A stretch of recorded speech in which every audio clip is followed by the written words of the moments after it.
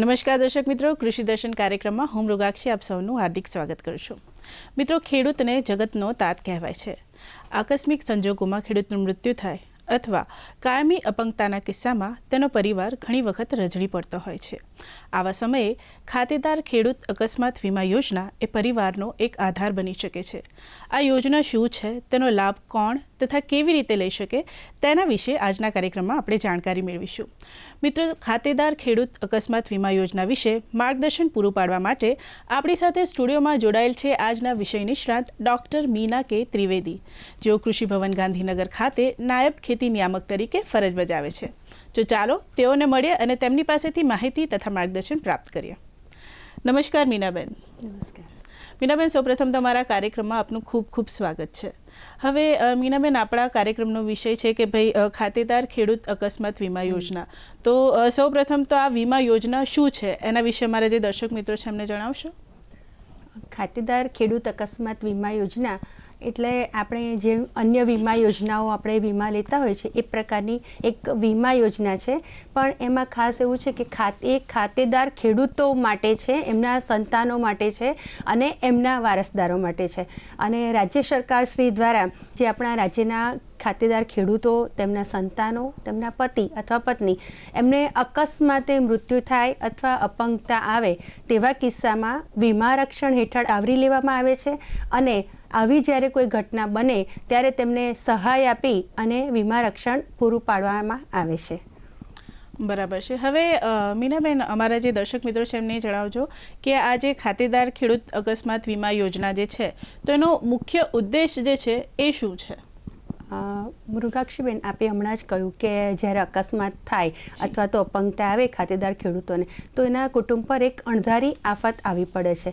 તો આવા સંજોગોમાં જે ખાતેદાર ખેડૂતો છે આપણા રાજ્યના, એમના સંતાનો, એમના પત્ની, પતિ જે છે, એમને આવી જે મુશ્કેલની ઘડી છે, આવી મુશ્કેલની પરિસ્થિતિમાં તેમને આ વીમા રક્ષણની જે સહાય છે એ આપી અને એમને એક થોડુંક આર્થિક રક્ષણ આપવાનું અને આવા મુશ્કેલ સમયમાં રાજ્ય સરકાર શ્રી તરફથી આવા ખેડૂતોને અને તેમના કુટુંબને, તેમના પરિવારજનોને એક સાંત્વના એટલે કે સધિયારો આપવાનો એક પ્રયાસ રૂપે આપણે આ ખાતેદાર ખેડૂત અકસ્માત વીમા યોજના ચાલે છે. અને આનો ખૂબ ઉમદા ઉદ્દેશ્ય આશય છે કે ખાતેદાર ખેડૂતોને અકસ્માતે મૃત્યુ અથવા જે અપંગતા એમના કુટુંબમાં કોઈને થઈ છે તો તેવા કિસ્સામાં તેમને સહિયારો આપવા માટેનો પ્રયાસ છે.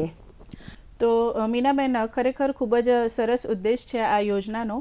હવે બીજી વાત એ જાણવા જેવી કે આ જે ખાતેદાર ખેડૂત અકસ્માત વીમા યોજના છે તો આ યોજના હેઠળ હાલની જો આપણે વાત કરીએ તો એ યોજના હેઠળ શું સહાય આપવામાં આવે છે?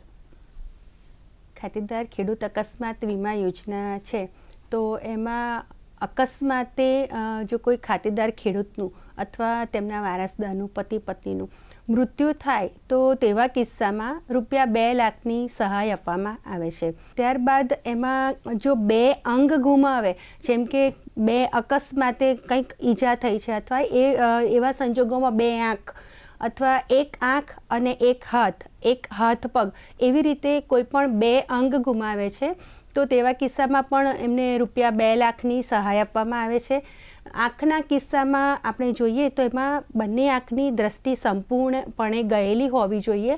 અને હાથના કિસ્સાની વાત કરીએ તો એમાં કાંડાથી ઉપરનો ભાગ હાથનો કપાયેલો અથવા એ ડેમેજ થયેલો હોવો જોઈએ. પગના કિસ્સામાં ઘૂંટણથી ઉપર સુધીનો ભાગ પણ એમાં ઈજાગ્રસ્ત થયેલો હોવો જોઈએ. આવી એમાં શરતો છે. આથી બીજી રીતે આપણે જેમ કહીએ કે 2 આંખ, 2 અંગ ગુમાવવાના કિસ્સામાં 2 લાખ 100% લેખે સહાય મળે. અને કોઈ પણ 1 અંગ એટલે કે કોઈ 1 આંખ ગુમાવે, કોઈ હાથ અથવા 1 પગ, એવી રીતે કોઈ પણ 1 અંગ ગુમાવવાના કિસ્સામાં 50% લેખે એટલે કે ₹1 લાખ ની સહાય ચૂકવવામાં આવે છે. હવે મીનાબેન, બીજી એક અગત્યની વાત ખાસ કરીને આ યોજના હેઠળ કે જો રાજ્યની વાત કરી રહ્યા હોઈએ તો હાલમાં આ જે ખાતેદાર ખેડૂત અકસ્માત વીમા યોજના જે છે તો હાલમાં રાજ્યના કયા વિસ્તાર જે છે એમાં અમલમાં છે અને કેવા પ્રકારના જે ખેડૂતો છે એને આ યોજના હેઠળ આવરી લેવામાં આવે છે? આ ખૂબ જ અગત્યનો પ્રશ્ન છે.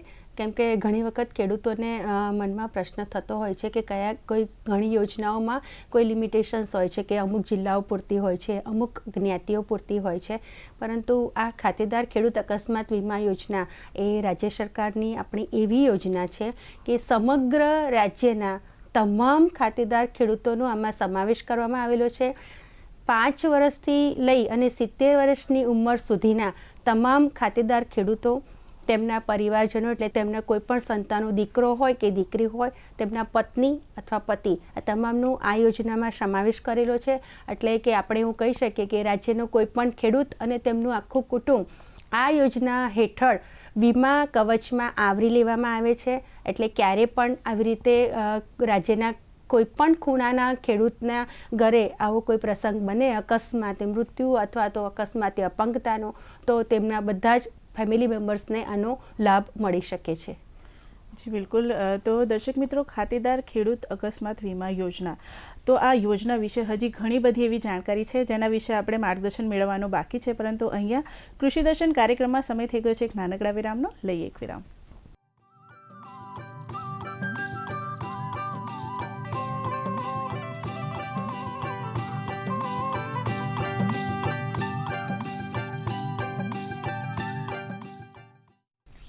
વિરામ બાદ ફરી એકવાર સ્વાગત છે આપ સૌનું કૃષિ દર્શન કાર્યક્રમમાં. અને મિત્રો, આજના કાર્યક્રમનો આપણો વિષય છે ખાતેદાર ખેડૂત અકસ્માત વીમા યોજના.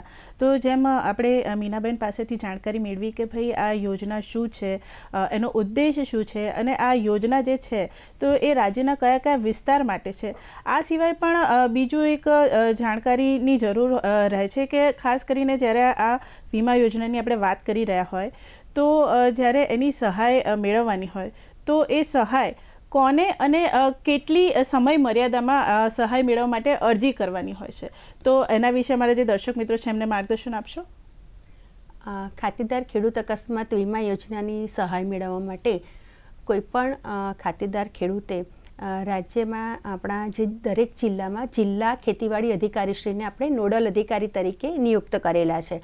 તો જ્યારે પણ આ યોજનાનો સહાય મેળવવા માટે આપની અરજી કરવાની થાય તો આપના જિલ્લાના જિલ્લા ખેતીવાડી અધિકારીશ્રીનો આપ સંપર્ક કરી શકો છો. આપણા ગામમાં ગ્રામસેવક પણ આવતા હોય છે, તો ગ્રામસેવકની સંપર્ક કરી શકાય. વિસ્તરણ અધિકારીનો તાલુકા કક્ષાએ આપણી જિલ્લા ખેતીવાડી અધિકારીના પેટા વિભાગીય કચેરીઓ આવેલી હોય છે. ખેતીવાડી ખાતાની જે તાલુકા કક્ષાની અને જિલ્લા કક્ષાની કચેરીઓ હોય છે તેમનો સંપર્ક કરી અને આપણે આમાંથી અરજીપત્રક મેળવી અને અરજી કરવાની હોય છે.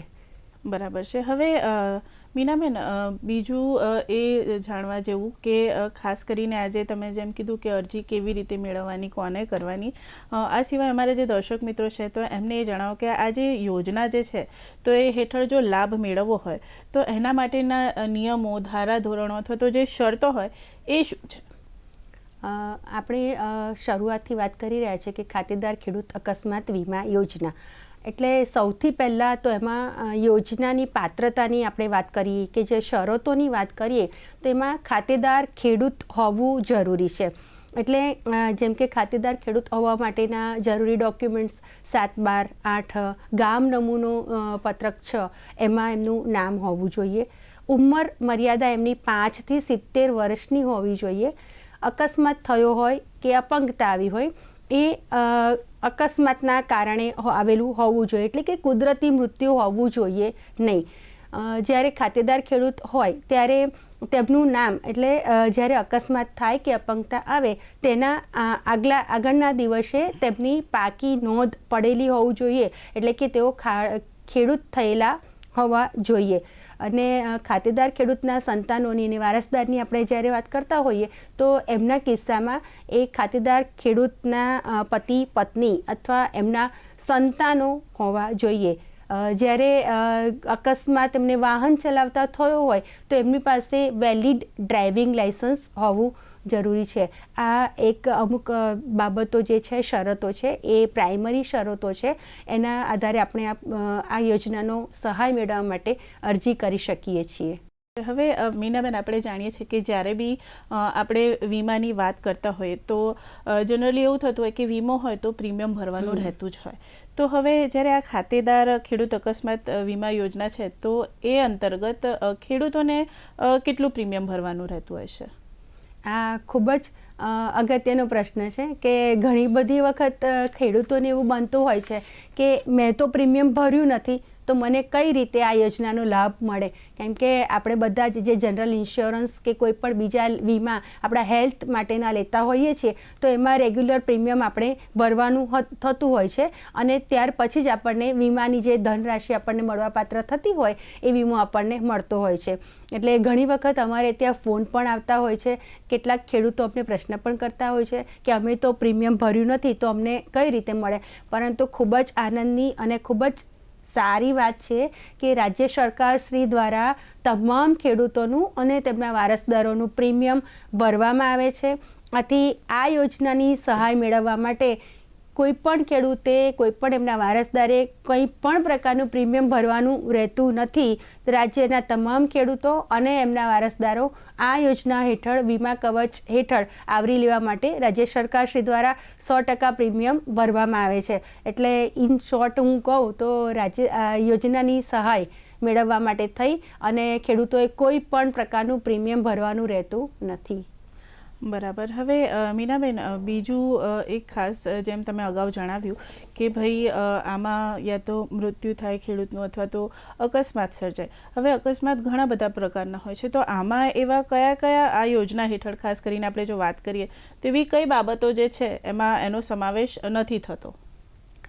અકસ્માત વીમા યોજના છે એટલે સૌ પ્રથમ તો અકસ્માત દ્વારા જ કોઈ પણ ઈજા થઈ હોય અથવા અપંગતા આવી હોય અથવા તો મૃત્યુ થયું હોય તેવા કિસ્સામાં આ યોજનાની સહાય મળવાપાત્ર થાય. હવે જે બાબતો સમાવેશ નથી થતી એની વાત કરું તો એક તો કુદરતી મૃત્યુથી જો મૃત્યુ થાય તો એમાં આ યોજનાની સહાય મળી શકે નહીં. કોઈ પણ ગંભીર બીમારીના કારણે મૃત્યુ થયું હોય, પોલિયોના કારણે મૃત્યુ થાય, ફૂડ પોઈઝનિંગ કે એવા કોઈ કેસીસમાં મૃત્યુ થયું હોય, કોઈને દારૂ પીવા જેવી ગંભીર એવી કોઈ ખરાબ લત હોય એના કારણે મૃત્યુ થાય તો આવા બધા કિસ્સાઓમાં આ યોજના હેઠળ સહાય મળી શકે નહીં. કેમ કે યોજના જ અકસ્માત વીમા યોજના છે. આ બધી બાબતોનો અકસ્માતની વ્યાખ્યામાં સમાવેશ કરવામાં આવેલો નથી. ત્યારબાદ જે રેલવે અધિનિયમ છે એની હેઠળ ગેરકાયદેસર રેલવેની હદમાં પ્રવેશ કરે, રેલવે એન્જિન પાસે જાય, રેલવેના ટ્રેક પાસે જાય અને મૃત્યુ થાય તો તેવા કિસ્સાઓ પણ આમાં બાદ કરવામાં આવેલા છે. એટલે કે એમાં આ યોજનામાં સહાય માટે, વીમા સહાય માટે ગ્રાહ્ય રાખવામાં આવતા નથી. બરાબર. હવે આ જે યોજના છે ખાતેદાર ખેડૂત અકસ્માત વીમા યોજના, તો આ યોજના અંતર્ગત જો અરજી કરવી હોય તો અરજી કોણ કરી શકે? ખાતેદાર ખેડૂત અકસ્માત વીમા યોજનામાં આપણે 2 પ્રકારની અકસ્માતની આવરી લઈએ છીએ. એટલે કે જો ફક્ત અકસ્માત થયો હોય, અપંગતા આવી હોય તો તેવા કિસ્સામાં અરજદારે જાતે પોતે અરજી કરવાની હોય છે સાધનિક કાગળો સાથે. અને અકસ્માતે મૃત્યુ થયું હોય તો તેવા કિસ્સામાં જો પતિનું મૃત્યુ થયું હોય તો તેમના પત્નીએ આ અરજીની માટે સહાય મેળવવા માટે આપણે અરજી કરવાની થાય ને પત્નીનું થાય તો પતિએ આમાં અરજી કરવાની થાય છે. હવે પતિ અને પત્નીની ગેરહયાતી હોય તો તેમના બાળકોએ, પુત્ર અથવા પુત્રી જે હોય તેમણે યોજનાની સહાય માટે અરજી કરવાની થાય. પુત્ર અને પુત્રી એમની ગેરહયાતી હોય, સપોઝ કે એમને બાળકો નથી તો તેમના માતા પિતાએ અરજી કરવાની થાય. માતા પિતા ઉંમરને કારણે કદાચ ન હોય અને તો પછી તેવા કિસ્સામાં તેમના પૌત્ર અથવા પૌત્રી હોય તો એ પણ આમાં અરજી કરી શકે છે. હવે ક્યારેક એવા કોઈ કેસીસમાં એવું પણ બનતું હોય કે આ 3માંથી કોઈ એમના નથી, એમની બધાની ગેરહયાતી છે તો તેવા કિસ્સામાં જે અરજદાર છે અથવા મૃતક છે, મૃતકની સાથે રહેતા તેમના વિધવા ત્યક્તા કોઈ બહેન હોય એ પણ આમાં અરજી કરી શકે છે. અમુક વખતે કોઈ વિવાદાસ્પદ કેસો વારસાધારાના બનતા હોય તો વારસાધારા હેઠળ જે નક્કી કરેલા હોય તેવા વારસદાર પણ આ યોજનામાં સહાય મેળવવાની અરજી કરી શકશે. ખરેખર મીનાબેન ખૂબ જ સરસ માહિતી પૂરી પાડી અમારા દર્શક મિત્રોને. દર્શક મિત્રો, કૃષિ દર્શન કાર્યક્રમમાં માહિતી અને માર્ગદર્શનનો દોર આમ જ ચાલુ રહેશે. અહીંયા સમય થઈ ગયો છે એક નાનકડા વિરામનો. લઈએ એક વિરામ.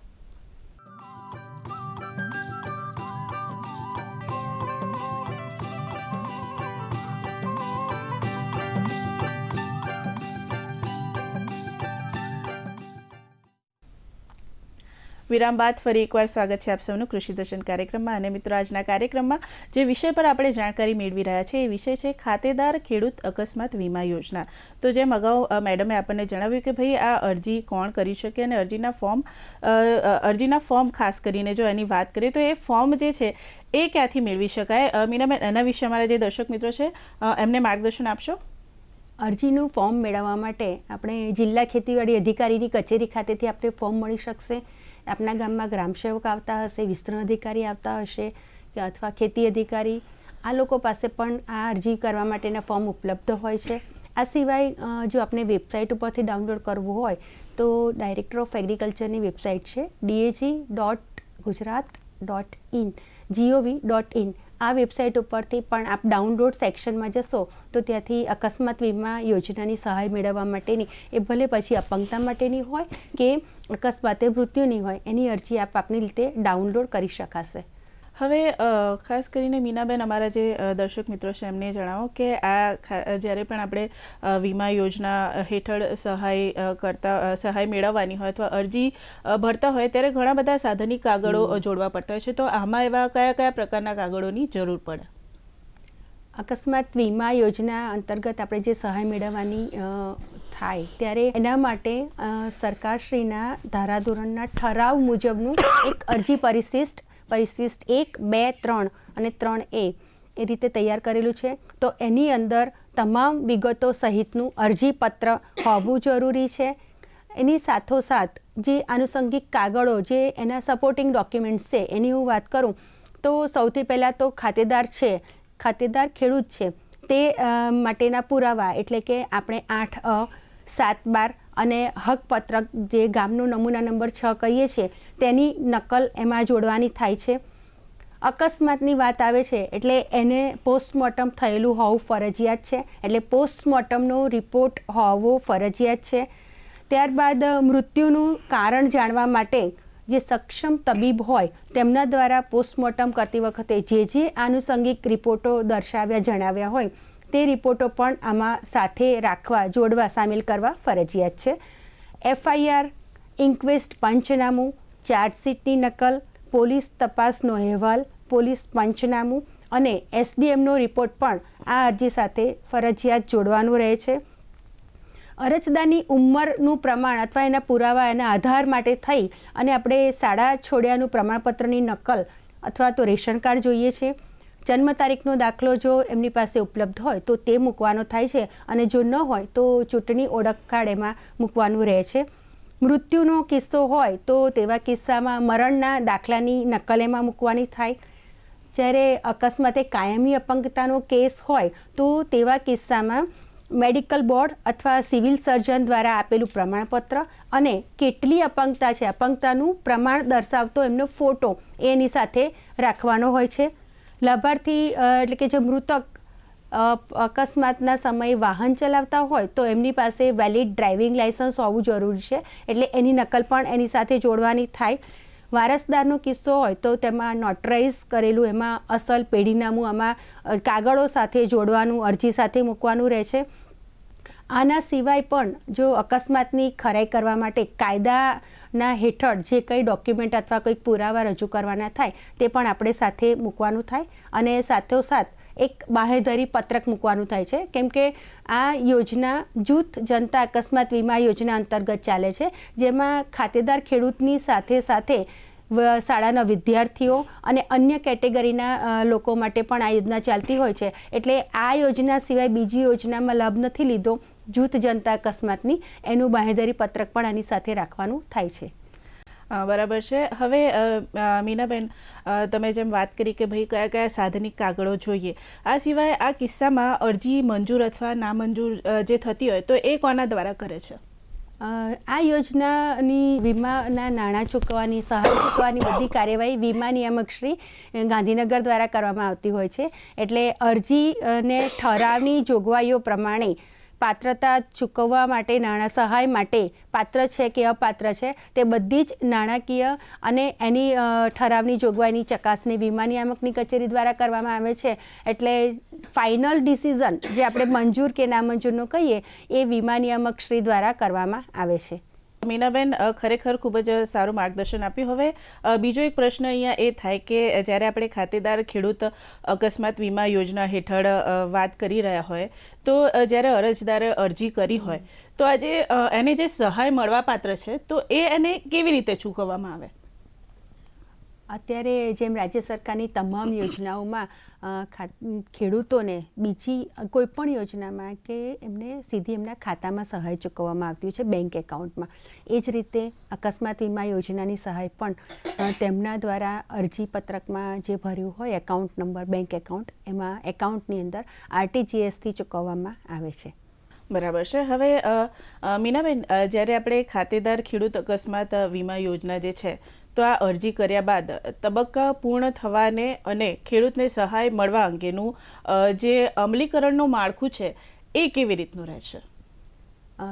જ્યારે આવી કોઈ અકસ્માતની અથવા અકસ્માતે મૃત્યુની ઘટના બને ત્યારે ખેડૂતે 150 દિવસની અંદર તમામ સાધનિક કાગળો સાથે જિલ્લાના નોડલ અધિકારી એટલે કે આપણા રાજ્યના જિલ્લા ખેતીવાડી અધિકારી તમારા જિલ્લાના હોય એમને અરજી કરવાની રહે છે. નોડલ અધિકારી એટલે કે જિલ્લા ખેતીવાડી અધિકારીએ ઠરાવની જોગવાઈ મુજબ 30 દિવસની અંદર તમામ સાધનિક કાગળોની ચકાસણી કરી અને વીમા નિયામકશ્રીને આ અરજી મોકલી આપવાની હોય છે. વીમા નિયામકશ્રીને મળે એટલે વીમા નિયામકશ્રીને ત્યાં પેમેન્ટ માટેની અને ખાતેદાર ખેડૂત હોવાની અન્ય બાબતો છે તેની ચકાસણી કરી અને 60 દિવસની અંદર ખેડૂતનો કેસ મંજૂર નામંજૂર કરી અને જો મંજૂર હોય પાત્રતા ધરાવતા હોય તો એમને ચૂકવણું કરવામાં આવે છે. અન્યથા જો કોઈ કાગળો ખૂટતા હોય તો તેની પૂર્તતા માટે તેમને પરત મોકલવામાં આવે છે. બરાબર છે. હવે મીનાબેન, ખરેખર ખૂબ જ આ જે યોજના છે જે રાજ્ય સરકાર દ્વારા ચલાવવામાં આવે છે ખૂબ જ સરસ છે. હવે આ યોજના વિશે નાનકડો ટૂંકમાં કોઈ સંદેશો તમે અમારા જે દર્શક મિત્રોને આપવા માંગતા હોય તો શું કહેશો? આ યોજના રાજ્ય સરકારશ્રીની કલ્યાણકારી યોજના છે અને આપણે શરૂઆતમાં પણ બધી વાત કરી કે આવા આજે સહાયની રકમ મળે આવા સમયે મુશ્કેલીના સમયે તો એને ખૂબ મોટો સપોર્ટ થતો હોય છે ખેડૂત ફેમિલીને. અત્યાર સુધીના અમારા અનુભવો એવા છે કે કદાચ દૂરના ખેડૂતોને આ બાબતે આ યોજના વિશે પૂરતી જાણકારી ન હોય. આપણે ઘણા પ્રયત્નો કરીએ છીએ પ્રચાર પ્રસાર માટેના, તેમ છતાં પણ જો માહિતીના અભાવે કોઈ ખેડૂતો આવો કિસ્સો બને અને અરજી ન કરતા હોય તો આ માધ્યમથી જે કંઈ ખેડૂત મિત્રો આ પ્રોગ્રામ જોઈ રહ્યા છે એમને હું વિનંતી કરીશ, એક મારું નિવેદન છે કે તમામ ખેડૂત મિત્રો સુધી આ યોજનાની જાણકારી પહોંચાડો અને આ યોજનામાં જો આપને કોઈ પણ તકલીફ હોય અરજીપત્ર મેળવવાની કે અરજી ભરવામાં કયા સાધનિક કાગળો છે એના વિશે સમજણ ન પડતી હોય તો આપના જિલ્લાના જિલ્લા ખેતીવાડી અધિકારી નોડલ અધિકારી છે એમનો સંપર્ક કરો. આપના ગામમાં આવતા ગ્રામસેવકશ્રીનો પણ સંપર્ક કરી શકો છો. પણ આ જે એક ઉમદા કાર્ય છે કે જે મુશ્કેલ ઘડી છે એમાં સરકારશ્રી આપણને વિના મૂલ્યે કોઈ પણ પ્રકારના પ્રીમિયમ વગર જ્યારે વીમા રક્ષણ તમામ ખેડૂતોનું પૂરું પાડે છે તો આપણે વધુને વધુ ખેડૂતો સુધી આ જાણકારી પ્રસાર કરીએ, એમને જણાવીએ અને જ્યારે મુશ્કેલીના સમયમાં એમને સહાય મળી શકે તેવા આપણે પ્રયત્નો કરીએ. બીજું કે જ્યારે પૂર્તતા અમુક વખતે સાધનિક કાગળોમાં સમજણ ન પડવાના કારણે અમુક અરજીઓ ફરીથી પાછી પૂર્તતા હેઠળ મોકલવાની થતી હોય છે તો ન સમજણ પડતી હોય તો પણ હું તમને બધાને વિનંતી કરું છું કે જિલ્લા ખેતીવાડી અધિકારીશ્રીની કચેરીનો સંપર્ક કરી શું કાગળ ખૂટે છે, કયું ડોક્યુમેન્ટ આપવાનું થાય છે તેની પૂરતી જાણકારી મેળવી અને ફરીથી તુરંત રીસબમિટ કરો જેથી આ યોજનાની સહાય આપણે મેળવી શકાય. જી બિલકુલ. તો મીનાબેન, તમે અમારા કાર્યક્રમમાં આવ્યા અને અમારા જે દર્શક મિત્રોને આટલી ખૂબ જ અગત્યની જે કહેવાય એવી માહિતી પૂર્ણ કરી એ બદલ આપનો ખૂબ ખૂબ આભાર. આભાર. તો દર્શક મિત્રો, આશા રાખીએ કે તમને અમારો આજનો કાર્યક્રમ પસંદ આવ્યો હશે. ફરી મળીશું નવા વિષય સાથે. ત્યાં સુધી રજા આપશો. નમસ્કાર.